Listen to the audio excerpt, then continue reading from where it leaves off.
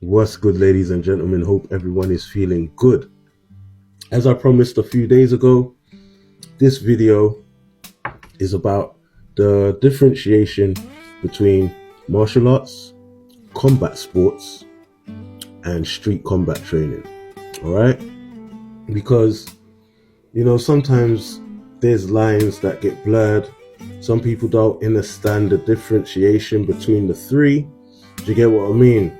And some people put it as two groups, combat sports, martial arts, and street combat or military combat training. But I say there's three: martial arts, combative sports, and street combat training or / military training. Do you get what I mean? There is key components that make a difference between the three systems. Okay, and I've got some notes here, so bear with me as I read off the screen, because I want to make it formal. I want to make sure that everyone understands what I am saying to you and the differentiation between the three systems. So let's go. Myself, let me introduce myself. For those that don't know who I am João Anubis. I am a street combat defense instructor or coach, whichever way you want to put it. My style is based on Krav Maga and street combat. Basically, no rules. Do you get what I mean? There is no referee. The type of training we do is to prep for multiple attackers or attackers with weapons. Do you get what I mean? We learn how to use the weapon. We learn how to defend against it. I am the founder of the Akwari Way, and it is the art of chaos. All right, I got my certificate from the British Academy of Krav Maga.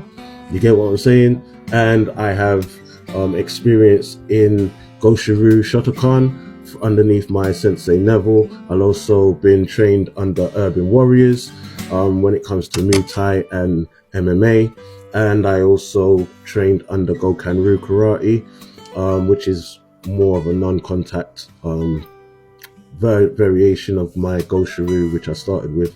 Goshiru was full contact. All right, and I said Urban Warriors, and again British Academy of Krav Maga, where I got my instructor's qualification and training from. All right, so I've got a wide experience in training in various different systems and formations. Do you get what I mean? I love no holds bars. I love the training. I love the intensity. It's got similar moves from Muay Thai and stuff like that in it, so that's why I loved it and I gravitated to it a lot more. And what can I say? I like the dirtiness, the rawness, the straightforward attacks and blocks. Do you get what I mean? Anyway, let me not digress about me. That's enough about me. Let's get back onto the relevant point of this video. Differentiation between street combat training or military combat training. There is a difference between those two as well, but I'll cover that in another video. Martial arts and combative sports. Okay, all right, let's get onto it. Street combat training, which I fall underneath the realm of art of chaos, often classified as self-defense or combative systems like Krav Maga, differs fundamentally from the other combat training such as combat sports, MMA, boxing, Muay Thai, kickboxing, okay? And traditional martial arts, Gokan-Ryu, Goshiru, Taekwondo, Kung Fu, those type of things, okay? Right. By prioritizing immediate survival, adaptability, and the use of dirty techniques in unpredictable, no rules environment, while combat sports focuses on fair, one-on-one, regulated competition. Street combat training assumes the presence of weapons, multiple attackers, and no referees. Alright? So it's all about controlled environment and uncontrolled environment, unpredictable environment, chaotic environment. Okay? Core differences, approach, and objectives. Objective. The goal of a street fight is to neutralize the threat and escape. In contrast, combat sports aims to win within rules, and traditional martial arts often focuses on self-mastery, discipline, or artistic expression, style. Yeah? Alright. Rules. Street combat has 0 rules, whereas combat sports have strict regulations designed to protect participants from permanent injury, weight classes, and no grind strikes. Alright?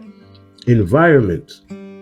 Street training accounts for uneven terrain, confined spaces, and varied lighting, while sports occurs on mats or in a ring or in a cage. Do you get what I'm saying? So that's why a lot of my sessions will be outside or on different terrains. Do you get what I mean? Or in an apartment. Yeah, because the spaces, and when problems kick off, it can happen in confined spaces. It can happen in a lift.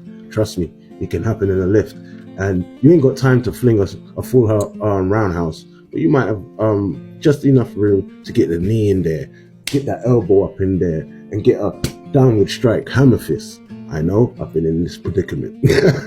I teach what works. All right, cool. All right, so that's the environment covered. In context now, street encounters are often non-consensual and surprise attacks. All right, remember, we're dealing with the street. All right, we're dealing with people that can set you up. All right, so these things we need to be clued up about. You get what I'm saying? So this is what we train for. All right, whereas sports fights are usually planned. It's arranged. You get what I mean? You get to study your opponent as well. So these are the differentiations. In the street, you don't have time to study your opponent like that. All right, so what's the key differentiations in training methods? 1, dirty fighting versus fair play. 2, weapon awareness and defense. 3, multiple attackers and scenarios. 4, adrenaline and stress conditioning. 5, clothing and reality. Okay? So let's just summarize it all into one table of differences. So I'm going to start with street combat training and the primary goals, the rules, weapons, multiple attackers, settings, and best technique. Okay, let's go for it. Right, street combat training. Primary goal is survival and escape. Rules, no rules, it's dirty. Weapons are included either for defense or to use. Alright, multiple attackers, yes. Settings, chaotic and unknown. Best technique, simple and direct. Combat sports, MMA, kickboxing, boxing, or Muay Thai. Primary goal, winning, scoring points. Rules, strict and safety. Strict and safety. Weapons, no weapons. Multiple attackers, don't train for multiple attackers. Setting, controlled in a ring, in controlled environment. Best technique, technical and refined. Okay, so they practice the techniques that work just like we do, but in a cage setting, in a ring setting, and based for rules. Right, traditional martial arts. Primary goal, self-mastery, fitness. Okay, rules, formal, code, etiquette. So there's etiquette. You have to have a type of etiquette. Your gi, your uniform. You're working yourself up the ranks. Do you get what I'm saying? You cannot use the knowledge we give you outside of the dojo. These type of things, yeah? Alright, weapons. Rarely used, except for things like salat and Kubudo. Do you get what I mean? Kenpo, I think they use weapons as well. And some martial arts like Kung Fu, they use with their special blades as well. Do you get what I mean? So rarely, but they do train with weapons. Multiple attackers, rarely, but some katas do cater for multiple attackers, directions, turns and twists. Alright? Just like when I learned when you do a forward punch, you bring your elbow back. In Shotokan Go Shuru, you bring your elbow back just in case someone's attacking from behind. Alright? Multiple attackers, rarely. I already covered that. Settings, in a dojo and in a gym. Best techniques, stylized and artistic. That's why it looks all fancy and stuff. All right. Hope that explained the differentiation between martial arts, combat sports, and combative street combat or military combat training. Okay, that is it from me, Janubis, over and out. I am your street combat defense instructor for the Aquari Way. I will see you tomorrow for Intuition Tuesdays. Salute.